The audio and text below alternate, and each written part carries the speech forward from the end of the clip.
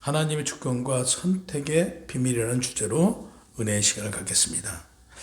로마서 9장은 바울이 이스라엘 구원 문제를 다루면서 동시에 하나님의 주권적 선택의 신비를 풀어주는 장입니다. 3절 바울은 그리스도이신 예수를 부인하는 유대 종교자들을 향해 깊은 슬픔 가운데 고백을 합니다.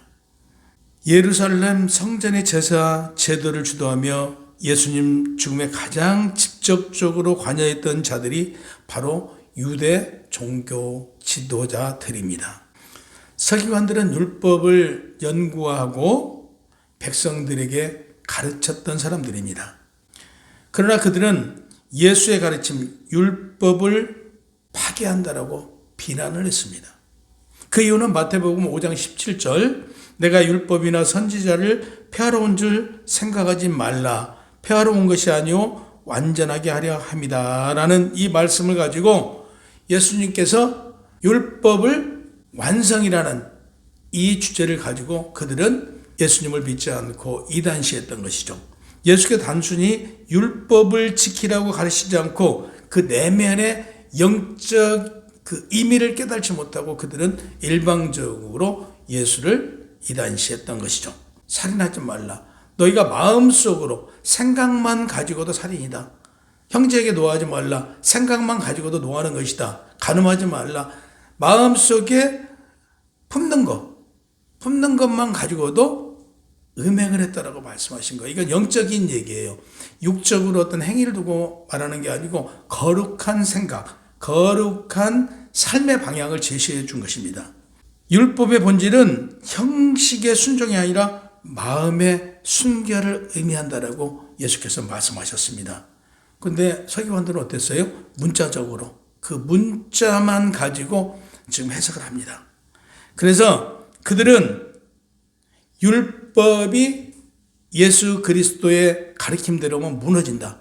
다시 여기서 그들은 자신들의 어떤 기득권, 자신들이 가지고 있는 이 어떤 권위 이런 게 무너지는 게 싫었던 것이죠. 그래서 그들은 그걸 지키기 위해서 오직 율법의 본질은 형식의 순종이 아니라 마음의 순결이라고 그랬죠. 그러나 서기관들은 문자적으로 이걸 해석하면서 서기관들은 전통과 조상들의 해석 이걸 근거로 해서 가르치려고 했던 것이죠. 마태복음 5장 22절에서 예수님께서 말씀하셨어요. 예수는 율법 해석자가 아니라 율법의 주인으로 오신 하나님 그 말씀을 드러내고 싶었던 것이죠. 다시 얘기해서 우리의 삶은 모든 게 하나님의 영광을 드러내듯 예수께서는 이 말씀을 통해서 서기관들은 이것을 교만한 도전이라고 여겼지만 그들은 하나님이 없었던 거예요. 서기관들은 지식으로 하나님을 정의하려고 했던 것이죠. 예수 사랑으로 하나님을 드러내야 했지만 그들은 사랑이 없는 문자적인 해석을 통해서 그들이 전통적으로 내려왔던 그 율법을 가지고 진행하려고 했던 것이죠. 그래서 지식은 교만을 낳지만 사랑은 율법의 완성이라고 로마서 13장 10절에서 말씀하시죠. 그래서 모든 것이 우리는 이 삶을 살아가는 데 있어서 늘 무엇을 하라 하지 말아라 가지고 어떤 율법이란 테두리 안에서 우리가 그걸 지켜나가려고 하면요 지켜나가기가 어려워요. 근데 은혜 아래에서 예를 들어 무엇인가를 꼭 해야 된다. 이걸 하지 않으면 죽음을 당한다. 이걸 하지 않으면 내가 어떤 정죄를 받는다. 이것은 율법이라는 테두리 안에 있는 것이고 은혜 아래 우리가 이거 해도 되고 하지 않아도 되지만 우리가 이걸 함으로써 복음이 전파되고 우리가 이 행위를 함으로써 하나님의 증거가 되고 예수 그리스도가 행하셨던 그런 걸 우리가 본받아서 나아간다고 보면 이게 은혜라는 거죠. 그래서 우리는 은혜 아래 율법을 지켜나가는 사람들이에요. 은혜 아래. 이게 꼭 율법이나 형식 이거 안 하면 죽어? 이런 내용이 아니라는 얘기죠. 율법을 파괴한다. 이 서기관들은 율법을 파괴한다라는 이 단어 자체가 교만이에요. 다시 얘기해서 교만이 자기 안에 있는 이 교만을 깨트린 것에 대한 두려움이 지금 표현된 내용이에요. 하나님이 진리가 내 안에 옛 구조가 무너졌을 때 새로운 것이 내 안에서 형성되고 새로운 성령의 법, 다시 얘기해서 구약의 어떤 율법이 아니고 은혜의 법이 내 안에서 새롭게 형성되어야 된다 이거죠. 그래서 우리는 종종 인간들한테 옛사람, 너희 옛사람 파괴돼야 된다. 옛사람이 파괴되고 은혜의 새로운 사람, 예수 그리스도와 같이 십자가에 못 박혀 죽고 우리가 예수 그리스도와 함께 되살아나서 새로운 생명을 받았을 때 우리 안에는 성령으로 말미암아 새 사람이 돼야 된다. 이걸 다시 말해서 하나님의 파괴를 통해서 새로운 창조가 이루어진다 이렇게 말할 수 있어요. 마태복음 23장 27절에 보면 예수께서 화이시쳤는데 외식하는 서기관들과 바리새인들이여 회칠한 무덤 같으니 겉으로 아름답다 보이나 안에는 죽은 사람의 뼈와 모든 더러운 것들이 가득하도다. 이렇게 하나님께서 책망하셨어요. 무슨 얘기냐면요, 이 무덤을 아름답게 회칠을 해서 아름답게 만들어놨어요. 그러나 그 무덤 안에는 뼈들과 한마디로 해서 시체가 있는 거잖아요. 시체가. 당시 이때 시체는 더러운 것으로 취급했어요. 이 더러운 것이 있다는 얘기죠. 너희 마음속에 너희가 겉으로는 아주 은혜스럽고 너희가 겉으로는 율법을 잘 지키는 자 같지만 너희 그 속을 들여다보니 더럽고 추하고 쓰레기 같다 이거죠. 저희들한테 지금 얘기한 거예요. 여러분들한테 얘기하는 거예요. 너희가 무엇을 하고 경건한 척 하지만 그 경건이 너희 깊이 마음속을 보니 더럽고 추하고 이런 것들이 가득하더라. 이걸 바울이 당시에 서기관들과 바리새인들한테 얘기했던 거예요.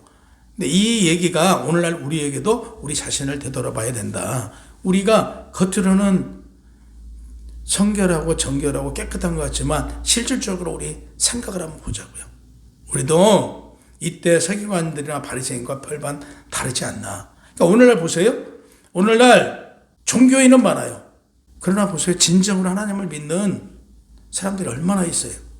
없잖아요. 보세요. 사회가 곳곳이 집단 이기주의로 말로 할 수 없을 만큼 복잡해요. 그런가 하면 우리 기독교 교회 안에도 마찬가지잖아요.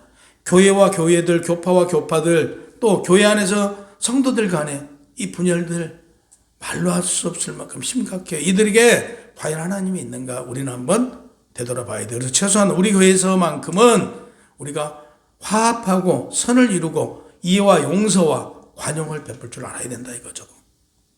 그래서 하나님이 누구세요? 사랑이시잖아요. 사랑 안에서 모든 걸 포옹하고 다르다는 걸 인정하고 내 주장만 펼칠 일이 아니고 상대의 입장을 우리는 충분히 헤아려 하나 되는, 정말 집단 이기주의가 아니고 집단적으로 하나 되어 하나님의 영광이 드러나고 우리 한 사람 한 사람 삶을 통해서 하나님이 우리 삶 속에서 드러내고 우리 입술이 예수 그리스도의 복음이 되어야 된다 이거죠.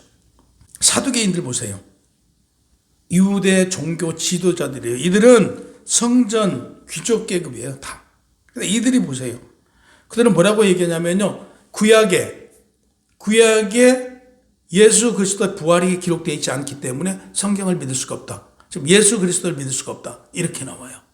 기득권층이잖아요. 정치는 정치대로 그들이 다 하고 있죠. 또 성전에서는 제사장직들을 거의 이들이 다 가지고 있어요. 하나님께 영광 돌리는 게 아니고 그들은 예배를 통해서 들어오는 물질에 관심이 있었던 거예요. 정치를 통해서 그들의 기득권을 내려놓지 않고 싶었던 거예요. 이게 사두개인들의 행위예요. 그래서 그들에게 부활이 있으면 오히려 불편하죠. 지금 본인들이 가지고 있는 모든 걸 내려놔야 돼요. 그래서 부활이 없어야 돼요. 그래서 그들은 무조건 예수를 반대했던 거예요. 오늘날 우리 보세요. 오늘날 대한민국 사회도 마찬가지. 어떤 기득권을 놓지 않으려고 서로 싸움하잖아요. 그 기득권. 우리는 그 기득권을 내려놓을 줄 알아야 된다 이거죠. 그래서 만약 부활이 있다면 지금의 부귀와 지위를 일시적인 것이기 때문에 그들은 절대적으로 부활을 믿지 않았고요. 그래서 영혼보다 그들은 지금을 택했어요. 하나님이 없는 자들은요, 내일을 선택하지 않아요. 오늘, 지금이 중요해요. 지금이. 왜? 그들은 지금이 좋거든요. 지금 이대로 가는 게 좋거든요. 지금이. 그래서 그들은 영생을 믿지 않아요. 마태복음 22장 32절에 보면 사두개인들이 말하기를 하나님은 죽은 자의 하나님이 아니요 살아있는 자의 하나님이시니라. 보세요. 그들이 성전을 섬기지만요, 성전의 주인이신 하나님을 경험하지 못한 자들이라고 말하고 있어요. 부활은 믿는다는 것은 하나님이 지금도 살아계신다는 걸 우리가 믿는 거잖아요. 근데 그들에게는 살아계신 하나님이 없어요. 부활 부정하는 것은 곧 하나님의 오늘 살아서 역사하시는 걸 믿지 않는다는 거예요. 그래서 이 사두개인들은 믿지 않았어요. 그런가 하면 유대인 바수를 보세요. 예수님께서 나귀를 타고 예루살렘에 입성할 때 호산나를 외치면서 환영했어요. 왜? 예수님이 정치적으로 모든 것을 평안을 줄 줄 알았던 것이죠. 그러나 예수님은 섬기러 온 자라고 그랬지 섬김을 받으러 오지 않으셨다고 분명히 말씀하셨어요. 그래서 예수님 잡으러 왔을 때 예수님은 저항하지 않았잖아요. 아니 하나님이신 예수님이 이적과 기적을 해놨던 하나님이 예수님이 뭘 못해요. 그러나 순종을 배웠던 거예요. 당신이 끌려가고 십자가에 못 박혀 죽는 것 자체가 성경에 기록된 대로 이루고자 하심이에요. 아버지가 계획하신 구원의 반열에 그 구원의 계획에 순종하는 거예요. 그 순종을 우리한테 보여주셨잖아요. 그래서 우리도 예수 그리스도가 우리를 위해서 십자가에 죽으신 것 같이 우리도 누구를 위해서? 내 이웃을 위해서 죽을 수 있어야 되는 거죠. 근데 이들이 결국에는 예수 그리스도를 십자가에 못 박혀 죽이잖아요. 그들은 십자가에 달린 메시아 예수를 자신들의 메시아로 받아들이지 않았던 거예요. 그런가 하면 로마의 통치자들 유대 권력진들과 같아 화합해서 보세요. 헤롯 안티파스 빌라도와 협력하여 살해드린 공회에서 그 지도층들이 예수를 제거함으로써 자신들의 정치적 안정을 차지하고 싶었던 거예요. 자기들이 지키고 싶었던 거예요. 이들의 세속 권력과 종교 권력을 동시에 붙잡으려고 했던 것이 예수 십자가 죽음이에요. 나의 형제 곧 권력의 친척을 위하여 내 자신이 저주를 받아 그리스도에게서 끊어질지라도 보세요. 이게 무슨 말이냐면요. 이스라엘 자손들이 예수 그리스도를 거부하는 게 너무 마음이 아파서 이 슬픔을 좀 드러내요. 정말 비극적인 일로 그는 받아들이고 있어요. 바울은 그들을 비난하지 않고 오히려 그들의 저주를 자신이 대신 받겠다고 그래요. 이게 하나님의 마음이에요. 믿지 않는 자들에서 우리가 오늘날 보면 교회가 교회대로만 집단적인 행위들을 하고 있어요. 집단적인 행위들을 하고 있는데 이거 안 된다 이거죠. 어제 우리가 일산에서 어떤 행사를 하고 있는데요. 행사 방해원이라고 이쪽에서요. 계속 찬송가를 정말 보름을 크게 해가지고 이쪽 행위를 못하도록 방해를 하더라고요. 이건요. 복음이 전파되는 게 아니고 복음을 가려요. 그런 현상을 보면서 누가 예수를 믿겠어요? 서로 협력하고 사회에서도 도와주고 누군가가 무엇을 하고 있으면 인정해주고 이랬을 때 예수 복음이 전달되는 것이지 이쪽에서 행사하고 있다고 자기들 찬송가 크게 틀어놓고 복음성가 크게 틀어놓고 이쪽에 방해를 해요. 계속해서. 이건 옳지 않다. 우리는 예수를 믿는다는 것은요. 이해하고 양보하고 그들을 인정해 주는 거예요. 그리고 우리가 더 낮아지는 거예요. 교만한 자는 하나님께서 절대적으로 쓰지 않으세요. 집단 이기주의를 통해서 복음이 전파될까요? 절대적으로 복음이 전파되지 않습니다. 로마서 9장 6절에 13절은요. 이삭과 이스마엘, 야곱과 에서 얘를 통해서 내가 야곱을 사랑하고 에서를 미워했다. 이 말씀은 감정적인 차별이 아니에요. 언약적 선택에 대한 의미인 거죠. 그래서 이스마엘이 아니라 이삭, 에서가 아니라 야곱, 이 장자를 들어쓰는 게 아니고요. 사람들을 지금 들어쓰는 거예요. 둘째들을. 이걸 무슨 얘기냐면요. 이 지금 바울은 이걸 통해서 깨달아요. 지금 먼저 된 자들, 이스라엘만 선택한 게 아니고 이스라엘 이외에 이방인들을 하나님의 계획이 있구나라는 것을 깨달아지는 거예요. 좀 이스라엘 민족들, 자기들이 선민이라고 주장하는 자기들은 장자잖아요. 근데 장자들을 제꼈어요. 하나님의 긍휼은 공로가 아니고 주권이래요. 다시 얘기해서 하나님께서 만세전에 지금 여러분들을 선택하셨어요. 그리고 여러분들이 지금 여러분들의 부모를 선택한 게 아니고 하나님께서 선택해서 이 땅에 보내셨어요. 우리가 지금 이 세상에 태어난 거죠. 이 세상에서 살고 예수 그리스도가 누구? 구세주임을 믿는단 말이에요. 믿는 자들에게 무엇이 주어져요? 구원과 영원한 생명이 주어진다는 사실이에요. 이건 내 공로가 아니고 하나님의 주권적으로 이미 예정되어 있었다 이거죠. 예정된 자들이 믿고 구원에 이르는 거예요. 이걸 오늘 본문에서 말하고 있어요. 그래서 은혜를 베풀어 주신 하나님, 그 은혜를 베풀어 주신 하나님께 순종하는 예수를 보면서 우리는 깨달아져야 되는 것이죠. 19절에서 24절에 보면 하나님의 그분의 공의와 긍휼의 동시에 드러내세요. 진노의 그릇을 오래 참으시는 이유는 긍휼의 그릇에 하나님의 영광을 알리기 위함이다 라고 기록되어 있어요. 그러니까 우리가 세상으로부터 화가 나도 참는 것은 무엇을 참아요? 내가 예수를 믿는 사람이야. 하나님의 자녀가 참는 것은요, 내가 참음으로 누가 드러나는 거예요? 예수 그리스도가 드러내고 내가 참음으로써 하나님의 영광을 드러내기 위함이라는 사실이에요. 그래서 우리는 이해하고 용서하고 긍휼을 베풀고 오래 참는 것 자체가 무엇이라고요? 성령의 9가지 열매가 한마디로 말하면 하나님의 영광이 드러나는 거예요. 그래서 우리는 하나님의 영광을 드러내는 사역을 해야 되는 거예요. 이 땅에 보내심을 받은 이유도 하나님의 영광을 드러내기 위해서 우리가 이 땅에 왔다는 사실을 믿으시기 바랍니다. 이제 우리가 불러서 이곳에 왔으면 부르심의 확장이 있겠죠. 바울은 로마서 9장 25절에서 호세아와 이사야의 말씀을 인용해서 내 백성이 아니던 자를 내 백성이라 부르리라. 이제 복음은 유대인에게만 아니라 이방인에게도 열리고 있음을 오늘 제일 마지막에 말씀하시잖아요. 믿음으로 말미암아 의롭다 하심을 얻는 길이 열렸다. 무엇으로요? 믿음으로 말미암아 의롭다 하심을 얻는데요. 그러니까 예수 그리스도가 메시아임을 믿는 그 믿음이 의인이라 의롭다 하심을 받는다 이거죠. 그들은요, 이스라엘 민족들은요, 율법에 집착하다 보니까 그들은 은혜하고 부딪힌 거예요. 구원하고 부딪혀서 결국에 지금 구원에 이르지 못하고 있는 거예요. 부끄러움을 당하지 않으려고 보면 그들처럼 어떤 율법에 부딪히지 말자. 그리스도는 구원의 반석이시면서 동시에 불신앙의 사람들에게는 걸림돌이다. 이게 무슨 말이냐면요, 믿는 자는 구원받고 믿지 않는 자들은 구원받지 못하기 때문에, 즉 아까 서두에 말했던 이스라엘의 지도층들, 이들 자체가 자기들의 주권 치고 싶지 않아서 그들은 믿지 않은 거예요. 이들에게는 불행이죠. 왜? 구원받지 못하니까, 믿음이 없으니까. 이걸 말하고 있어요. 그래서 이 로마서 9장은 인간의 자유의지에 대해서 지금 말하고 있어요. 그래서 자유의지를 부정하라는 게 아니고요, 하나님의 구원의 계기에 인간의 공로를 초월함을 강조하는 말씀이에요. 우리가 실패까지도 하나님께서는 다 알고 계시고 인정해 주신단 말이에요. 우리는 질서의 하나님. 그러니까 자유의지는 우리에게 줬어요. 그러니까 율법 속의 자유의지는 뭐예요? 내가 이것을 행하지 않으면 죽는 거예요. 그죠? 율법은 내가 지키지 않으면 죽는 거잖아요.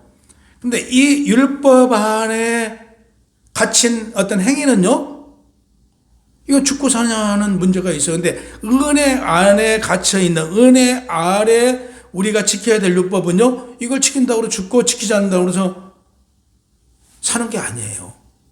이런 우리에게 은혜 아래 이렇게 우리가 견딜 수 있는 자유의지를 준 거예요. 그 자유의지를 주셨는데 이걸 해도 그만 안 해도 그만이지만 이걸 우리가 행함으로 어떤 현상이 나온다? 하나님의 영광이 우리를 통해서 드러나는 거예요. 하나님의 복음이, 예수 그리스도의 복음이 우리가 율법을 지킴으로써 드러나는 거예요. 이게 복음이라는 거죠. 그래서 은혜 안의 복음과 율법 안의 복음은 너무 차이가 커요. 율법적으로만 여러분 한 사람도 살아날 자가 없어요. 나부터도 지금 이 자리에서 예배드린 자세부터도 이미 죽었어야 돼. 여러분들 예배드린 자세 이미 다 죽어. 다 죽을 수밖에 없는 사실이라는 거예요. 그래서 은혜 아래, 여러분들이 은혜 아래 지금 예배 이렇게 드리는 거예요. 그래서 은혜 아래 우리에게 자유의지를 주셨어요. 무슨 자유의지? 은혜 아래 자유의지를 주신 거예요. 율법 아래 자유의지를 주신 게 아니고. 그래서 우리는 은혜가 무엇인가가 깨달아져야 돼요. 은혜. 그 은혜를 깨닫는 여러분이 되시길 바랍니다. 그래서 하나님께서는 우리를 어떤 선택의 차별이 아니에요. 은혜의 질서예요. 은혜 안에 질서 있게. 그래서 우리는 어딜 가든 간에 내가 가는 곳은 질서가 있어야 돼. 무슨 질서? 하나님의 질서가 내가 가는 곳마다 그 질서가 유지돼야 된단 말이에요. 내가 가서 그 질서를 무너뜨린 사람들요, 하나님이 없는 사람들이에요.